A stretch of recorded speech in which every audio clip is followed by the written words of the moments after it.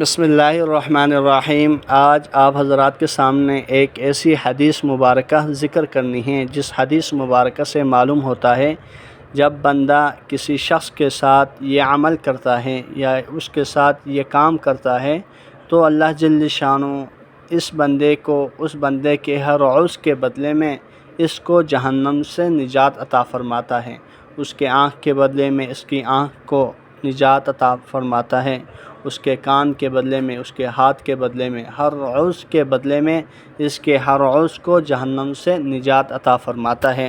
وہ حدیث مبارکہ سن لیجئے۔ حضرت ابو ہریرہ رضی اللہ تعالیٰ عنہ بیان کرتے ہیں کہ رسول اللہ صلی اللہ علیہ وسلم نے فرمایا، جو شخص کسی مسلمان کو آزاد کرتا ہے، اللہ تعالیٰ اس کے ایک عضو کے بدلے میں اس کے یعنی آزاد کرنے والے کے ایک عضو کو جہنم کی آگ سے آزاد کر دیتا ہے، حتیٰ کہ اس کی شرمگاہ کو اس کی شرمگاہ کے بدلے میں آزاد کر دیتا ہے۔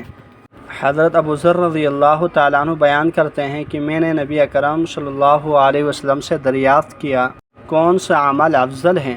صلی اللہ علیہ وسلم نے فرمایا، اللہ تعالیٰ پر ایمان لانا اور اس کی راہ میں جہاد کرنا۔ وہ راوی بیان کرتے ہیں کہ میں نے عرض کیا، کون سا غلام آزاد کرنا افضل ہے؟ آپ صلی اللہ علیہ وسلم نے فرمایا، جس کی قیمت زیادہ ہو اور وہ اپنے اہل کے ہاں بہت پسندیدہ ہو۔ میں نے عرض کیا، اگر میں ایسا نہ کر سکوں؟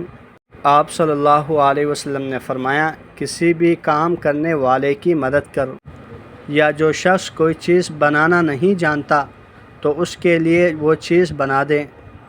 میں نے عرض کیا، اگر میں یہ بھی نہ کر سکوں؟ آپ صلی اللہ علیہ وسلم نے فرمایا، لوگوں کو اپنے شر سے محفوظ رکھ، یہ ایسا صدقہ ہے جس کے ذریعے تو اپنی جان پر صدقہ کرتا ہے۔